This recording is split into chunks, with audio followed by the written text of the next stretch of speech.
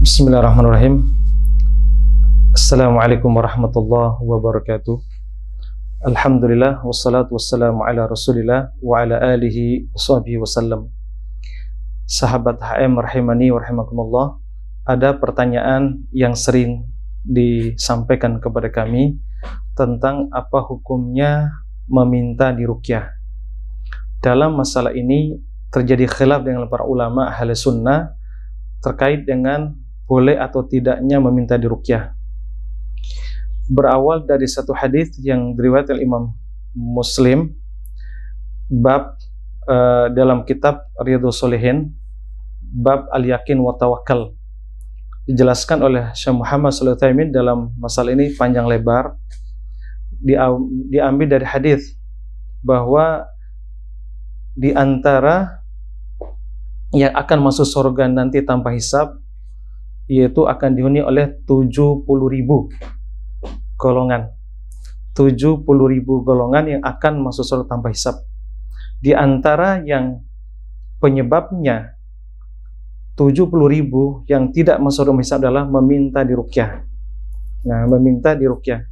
Namun hadis ini dijelaskan oleh Syekh Muhammad Shalih Utsaimin membawakan satu riwayat Imam Abu Daud dan hadisnya sahih, yaitu dari 70.000 itu membawa satu orang membawa 70.000 juga, berarti sekian miliar. Berarti 7 kali 7 berapa? 4 miliar 900 juta yang akan masuk surga tanpa hisab. Insya Allah, mudah-mudahan saya dan antum semuanya Allah takdirkan dan berharap agar kita masuk surga tanpa hisab. Tentunya kita nggak pengen dong dengan asbab meminta diruqyah sehingga kita tidak ada kesempatan hal itu. Jadi hal ini terjadi khilaf dengan para ulama. Ada mengatakan boleh minta ruqyah, ada mengatakan tidak. Nah, pertanyaan pertama, adakah dalil yang menjelaskan dan melarang kaitan dengan meminta ruqyah? Ternyata tidak ada dalil yang melarang untuk minta ruqyah. Adapun yang dijelaskan oleh sebagian ulama di situ hanya mengurangi keutamaan. Apa keutamaannya? Keutamaan orang yang tidak minta ruqyah akan masuk tanpa hisab. Itu keutamaannya. Tapi kalau orang yang minta ruqyah tetap masuk surga dia, tetapi lewat hisab. Nah, andaikan kita memahami hadis itu, bahwa hadis itu kan meminta diruqyah.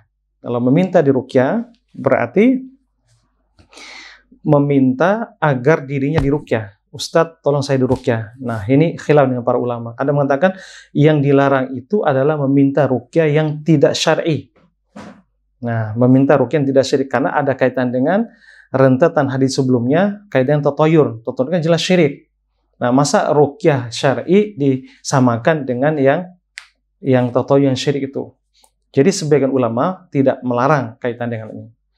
Nah, namun yang dilarang itu adalah meminta ruqyah yang syirkiyah, ruqyah yang tidak syar'i. Ini jelas seluruh ulama Ahlus Sunnah wal Jamaah melarang keras. Hal itu membahayakan akidah kita.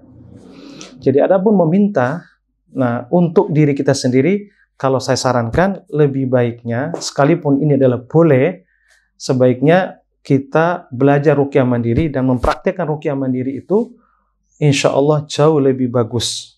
Makanya kita lebih aman praktek ruqyah mandiri. Kecuali setelah kita ruqyah mandiri, qadarullah belum ada kesembuhan, maka barangkali kita datang ke seorang yang paham, kita konsultasi. Ya Ustadz, ya Syekh, saya mengalami hal ini, istri saya mengalami hal ini. Gimana solusinya? Nah, ketika keluhan seperti itu kita sampaikan, kemudian Ustadz itu menilai barangkali ini perlu ruqyah. Nah, ini ketika konsultasi seperti itu barangkali ya kalau saya pahami itu tidak termasuk meminta diruqyah.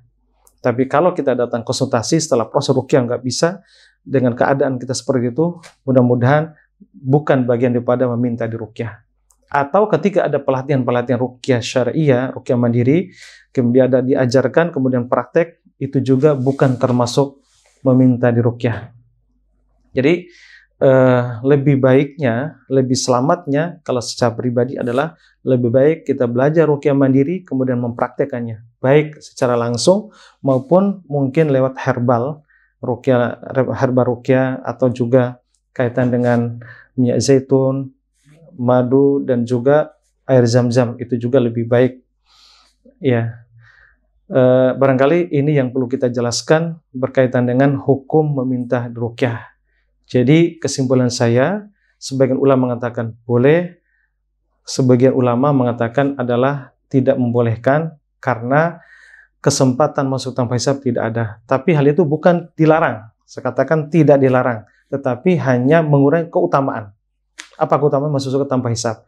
Hanya saja dalil itu juga terjadi khilaf ulama, ada yang mengatakan ruqyah yang tidak syar'i, adapun yang syar'i adalah boleh. Nah, menurut saya ikuti prakteknya salaf. Gimana Rasulullah dan para sahabat dulu ketika ada sakit, ya Rasulullah, saya sakit dada. Rasulullah langsung mempraktekkan. Ya Abdullah, ukhruj, wahai Rasulullah, keluar. Rasulullah langsung menepuk dadanya, muntah keluar. Jadi sahabat dulu ketika ada keluhan langsung menyampaikan, tidak meminta ruqyah. Mungkin konsultasi, kok saya terasa nggak enak begini-begini.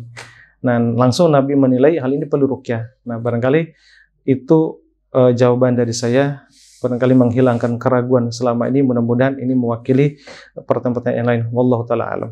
Ya.